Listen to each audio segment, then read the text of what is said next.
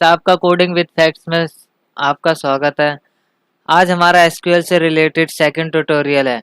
हमने पहले की वीडियो में एसक्यूएल का इंट्रोडक्शन और उसके एप्लीकेशन का इंस्टॉलेशन किया था। जिसने वह वीडियो नहीं देखी है तो हम उसका लिंक डिस्क्रिप्शन में दे देंगे, आप उसे ज़रूर देखना। उसे देखने के बाद अगर आप इस वीडियो को देखेंगे तो आपको ज़्यादा अच्छी अंडरस्टैंडिंग मिलेगी। तो गाइस, हमने पिछली वीडियो में एसक्यूएल क्या है और उसका इंस्टॉलेशन देखा था। तो इंस्टॉलेशन के बाद अब हम सर्च करेंगे माई एसक्यूएल। यह my SQL command line client है, हमें इसे ओपन करना है।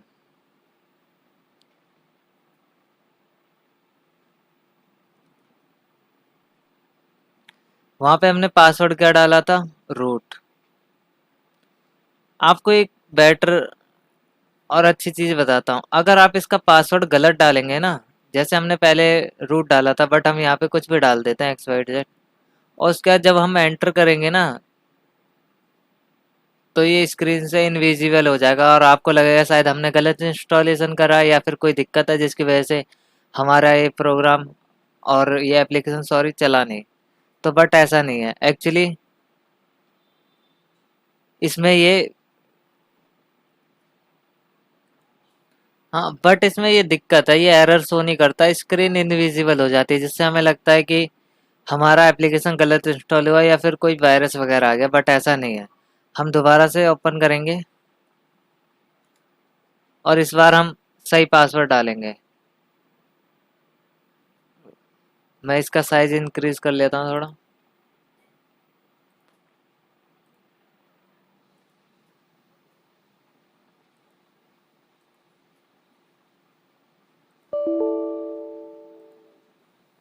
अब हमने सही पासवर्ड डाला है और हम एंटर करेंगे और हमारा एसक्यूएल सही तरीके से रन हो जाता है। अब हमें करना क्या है, इसमें फर्स्ट ऑफ ऑल हमें डाटाबेस को क्रिएट करना है कि हम एक डाटाबेस बनाए, उसमें हम अपने टेबल की फॉर्म में सारा डाटा रखें। तो उसके लिए हमें सबसे पहले क्या करना होगा, पहले हमें अपना डाटाबेस क्रिएट करना होगा। तो उसके लिए कमांड होती है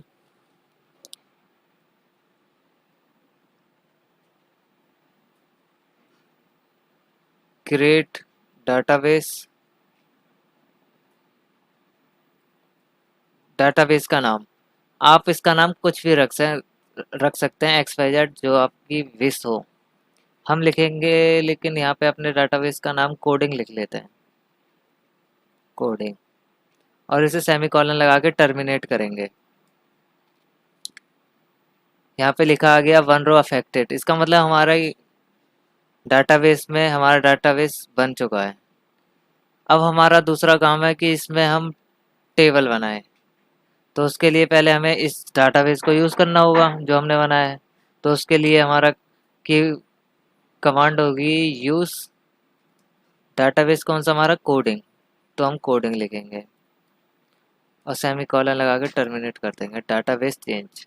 अब हम इस डाटाबेस के अंदर चाहते क्या हैं कि हम अपने डाटाबेस में अपना डाटा सारा रिकॉर्ड टेबल के फॉर्म में रखें। चलो मैं आपको एक एग्जांपल सही से लेके समझाता हूँ। उसके लिए हम पेंट ओपन करेंगे।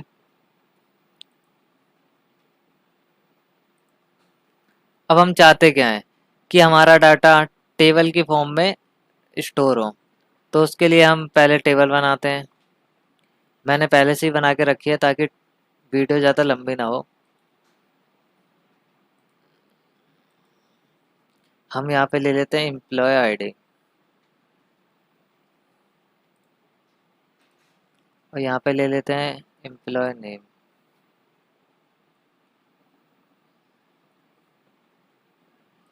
और यहाँ पे हम ले लेते हैं एम्प्लॉय की सैलरी।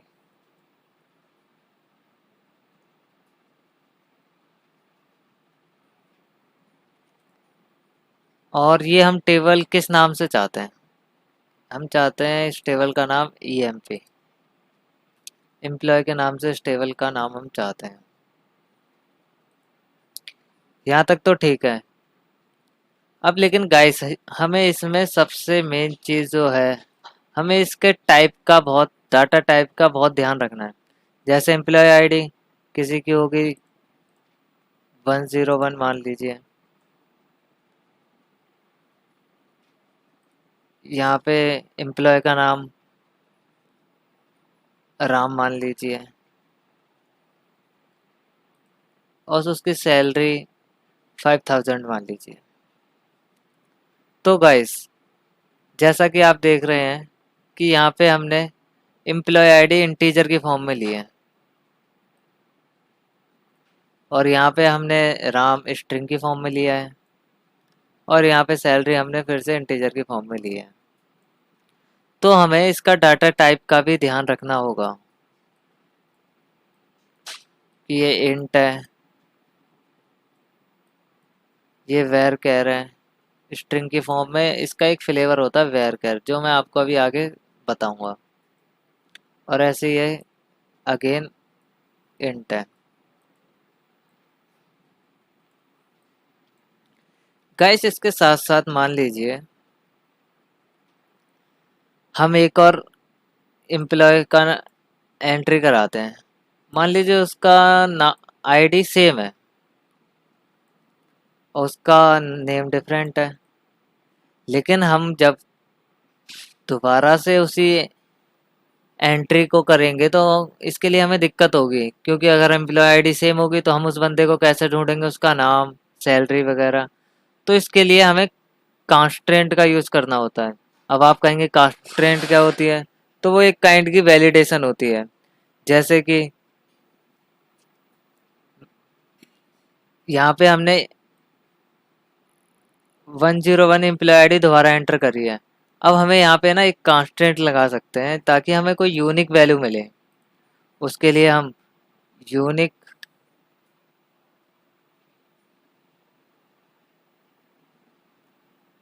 कांस्टेंट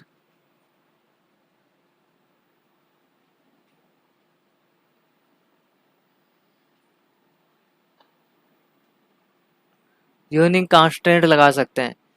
इसका ये कहना है कि अगर ये जिस टेबल में लग जाए तो उसमें वो यूनिक वैल्यू ही देगा, कोई दूसरी नॉन वैल्यू या रिपीट वैल्यू या फिर डुप्लीकेट वैल्यू कोई नहीं आ सकती अगर जिस ये टेबल में लग जाए। लेकिन हम इसे लगाएंगे तो फिर एम्प्लॉय नेम तो बहुत लोगों का सेम होता है, इसमें हमें कोई इशू नहीं है। और सैलरी भी एम्प्लॉय की सेम होगी, इसमें भी हमें कोई इशू नहीं है। तो हम इसका यूज मेनली एम्प्लॉय आईडी में कर सकते हैं। ठीक है। और दूसरी, मान लीजिए एक यूजर दोबारा आता है, उसका हमें एम्प्लॉय नेम पता होता है, एम्प्लॉय सैलरी बता देता है, बट एम्प्लॉय एम्प्लॉय आईडी नहीं बताता है। तो ऐसे में तो हमारे लिए काफ़ी दिक्कत है, क्योंकि नाम भी बहुत लोगों का सेम हो सकता है, हम एम्प्लॉय की सैलरी भी सब लोगों की सेम हो सकती है, बट एम्प्लॉय आईडी जिससे हम पता लगा सकते हैं वो बंदा कौन है, उसकी कितनी सैलरी है, क्या नाम है, वही नहीं बताएगा तो काम कैसे चलेगा। तो हम इसके लिए एक कांस्टेंट लगा सकते हैं जिससे विदाउट एम्प्लॉय आईडी के यहाँ पर डाटाबेस में कोई रिकॉर्ड इंसर्ट ही ना हो। उसके लिए हमारा होता है एक नॉट नल कांस्टेंट।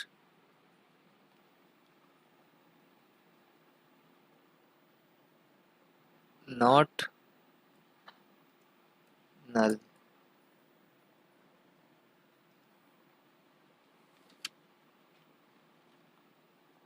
कांस्टेंट।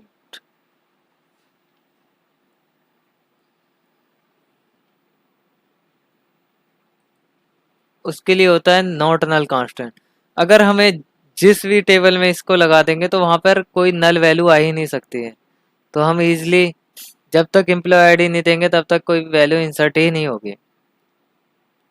अब गाइस, हमें जिस टेबल में ये दोनों ही चीज चाहिए कि हम वहां पे यूनिक भी नहीं रखना चाहते, ओ सॉरी, यूनिक वैल्यू भी रखना चाहते हैं और नॉट नल भी नहीं रखना चाहते हैं, तो हमें इसके लिए ये दो दो कांस्टेंट लगाने की कोई ज़रूरत नहीं है। इसके लिए एक सिंपल कांस्टेंट है हमारे पास जिसका नाम है प्राइमरी की। प्राइमरी की कांस्टेंट, प्राइमरी की कांस्टेंट, हम इसे जिस भी कॉलम में या फिर टेबल में लगा देंगे, वहाँ पर इन दोनों की नीड नहीं होगी। इसे हम वहाँ और जगह लगा सकते हैं, जैसे कि हम नेम में भी लगा सकते हैं, बट नेम में लगाने का इसका कोई फ़ायदा नहीं होगा क्योंकि नाम बहुत लोगों के सेम ही होते हैं। तो हम इन दोनों को की जगह पे प्राइमरी के अगर हम एम्प्लॉय आईडी में लगाएं तो हमें इसके लिए इतनी ये दो कांस्टेंट लगाने की कोई ज़रूरत नहीं होगी। इससे हमारे कोड काफ़ी लेंथी भी होगा या फिर हमें ज़्यादा मेहनत भी करनी पड़ेगी।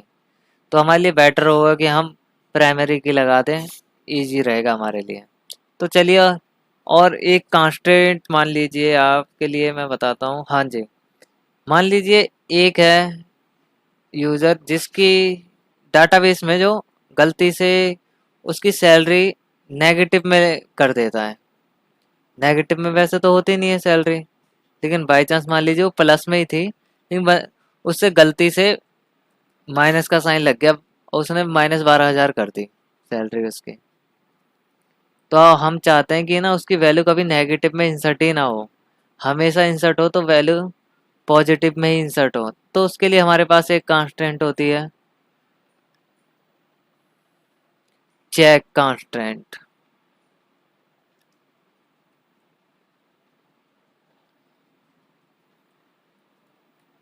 तो मैंने आपको टोटल 4 कांस्टेंट बता दी, यूनिक कांस्टेंट, नॉर्डनल कांस्टेंट और प्राइमरी कांस्टेंट और चेक कांस्टेंट।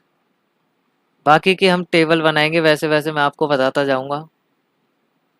तो चलिए अब हम टेबल बनाते हैं और देखते हैं, जिस चीज़ की ज़रूरत होगी मैं आपको बताता रहूँगा। अब हमको टेबल क्रिएट करनी है,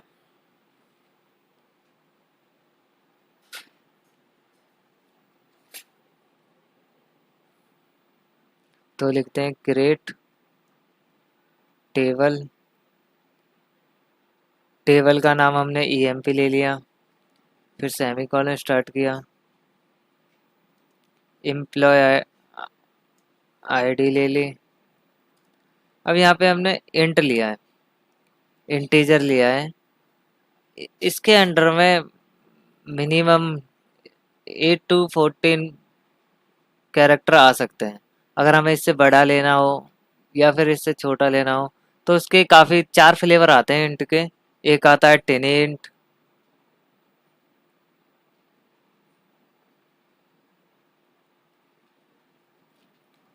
इसमें हमारी वैल्यू आ जाती है -128 से लेकर +127 तक। इसका मेमोरी कंजम्पशन 1 बाइट होता है। और तो इसके बाद हमारे पास आ जाता है एक medium medium int, sorry medium int. और हमारे पास एक आ जाता है इंट, और एक हमारे पास आ जाता है लॉन्ग इंट। तो आपको जैसी नीड हो आप वैसे ही यूज़ कर सकते हैं। हम यहाँ पे इंट का यूज़ करेंगे कि इसमें 18 to 14 कैरेक्टर आ जाते हैं और एम्प्लॉय आईडी ज़्यादा ज़्यादा 3 या 4 वर्ड्स की हो सकती है। अगर हमें कोई और कांस्टेंट लगानी है तो हम स्पेस लगा के दे सकते हैं कांस्टेंट, जैसे यूनिक कांस्टेंट लगानी है तो हम ऐसे दे सकते हैं। लेकिन हमें यहाँ पे दोनों ही रखना है, यूनिक भी रखनी है और नॉर्डनल रखनी है। तो हम यहाँ पर प्राइमरी की कांस्टेंट लगाएंगे। ये प्राइमरी की अलग अलग है, स्पेस नहीं लगाना है, सॉरी स्पेस लगाना है, एक वर्ड नहीं है, ये स्पेस लगाना है यहाँ पे। अगर हम यहाँ पे कॉमा दे देंगे तो हमारा एक कॉलम फिनिश हो गया। अब इसमें हम कोई एडिटिंग या फिर कोई कांस्टेंट नहीं लगा सकते। कॉमे से पहले आप एक और स्पेस दे दीजिए, कुछ भी कोई भी कांस्टेंट लगानी लगानी हो लगा सकते हैं एक्स वाई से। लेकिन हमें यहाँ पे प्राइमरी की नीड है तो हमने प्राइमरी की लगा ली। अब हम दूसरा एम्प्लॉय नेम ले लेते हैं। यहाँ पे स्ट्रिंग की फॉर्म में है हमारा कैरेक्टर नेम, सॉरी। तो हम वहाँ पर वेर केयर यूज़ करेंगे। इसकी सबसे बड़ी दिक्कत है वेर केयर की कोई लेंथ डिसाइड नहीं है डाटाबेस में। तो हम इसकी लेंथ हमें खुद ही डिसाइड करनी होगी। जैसे कि मान लीजिए यहाँ पे हमारा नाम था,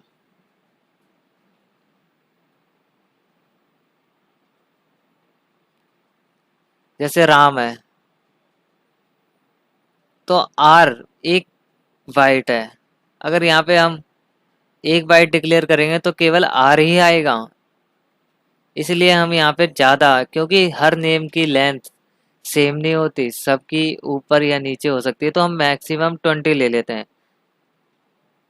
अगर हम यहाँ पे 4 बाइट करेंगे या फिर 3 बाइट करेंगे तो केवल राम नाम ही, केवल 3 कैरेक्टर आएंगे, इसलिए हम यहाँ पे 20 लेंगे। मैक्सिमम 20 वर्ड्स तक मैक्सिमम नेम आ जाते हैं। अब हम कॉमा लगाएंगे और थर्ड इज एम्प्लॉय सैलरी, और इसमें भी हम इंट ले लेंगे और सेमी कॉलन लगा के हम कंडीशन को टर्मिनेट करेंगे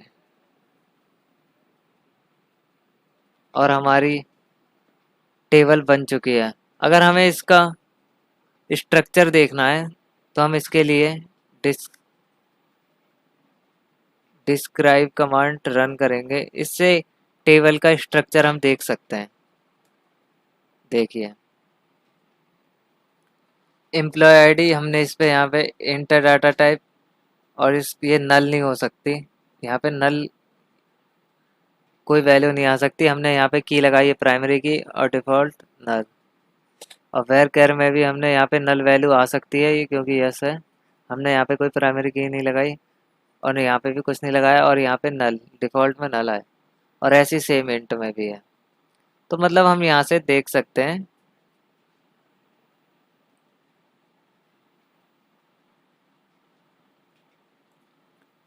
टेबल का स्ट्रक्चर।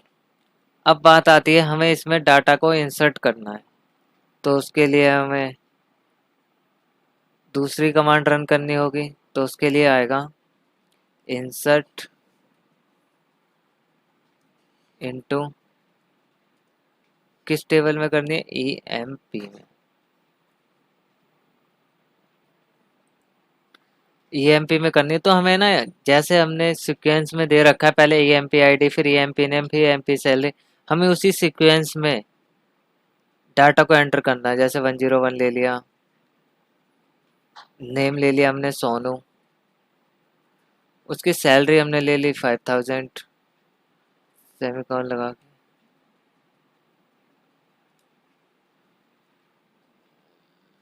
एरर आ गया, you have error SQL, check the menu my SQL server version. हाँ यहाँ हाँ यहाँ पे एरर हमारी आई है कि इंसर्ट इनटू वैल्यूज नहीं करा हमने, सॉरी, वैल्यूज। हाँ जी, अब हमारा ऑर्डर डाटा इंसर्ट हो चुका है। इसके लिए हम देखेंगे सेलेक्ट एस्ट्रिंग करेंगे, इससे पूरे कॉलम आ जाएंगे फ्रॉम एएमपी टेबल के। अब हमें दूसरा डाटा इंसर्ट करना है। बात गाइस, अगर आपको इसका ऑर्डर चेंज करना है तो उसके लिए हम दूसरी कमांड इंसर्ट करेंगे, इंसर्ट इनटू एएमपी। इसमें हमें वैल्यूज, जो पहले हमने करा था वैल्यूज की वजह से एरर आया था, उसे हमें बाद में लगाना है। फर्स्टली हमें इसका पैटर्न डिसाइड करना है, पहले हमें क्या लेना है। फॉर एग्जांपल हमने ले लिया ईएमपी नेम, फिर हम ले लेते हैं एम्प्लॉय की आईडी, फिर हम ले लेते हैं एम्प्लॉय की सैलरी। उसके बाद हमें वैल्यूज लगाना है, और उसके बाद हमें वैल्यू इंसर्ट करानी है, वो दे देना है। फॉर एग्जाम्पल हमने वन नेम ले लेते हैं, हम अनिल ले लेते हैं, अनिल। ये स्ट्रिंग है तो हमें इसे कोटस में लिखना होगा, अनिल इन्वर्टेड कॉमा क्लोज, फिर कॉमा। अब हमने लिए एम्प्लॉय आईडी 102 ले लेते हैं, और सैलरी मान लीजिए इसकी हमने कर दी 9000, और हमने ये कर दिया, और इसको टर्मिनेट।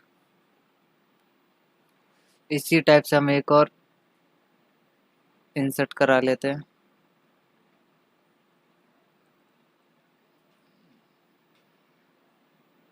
यहाँ लिख दिया अवनीश, एम्प्लॉय आईडी सैलरी हम सेम रख लेते हैं, कोई दिक्कत नहीं। अब हमें डाटाबेस में इंसर्ट डाटा को देखना है। मान लीजिए हमें कोई कॉलम देखना है तो हम लिखेंगे सेलेक्ट। मान लीजिए हमने एम्प्लॉय नेम देखना है, एम्प्लॉय नेम फ्रॉम, किस टेबल से देखना है, टेबल का नेम, और एंटर करेंगे, हमारे पास नेम आ गए। फॉर एग्जांपल हमें दो देखने हैं,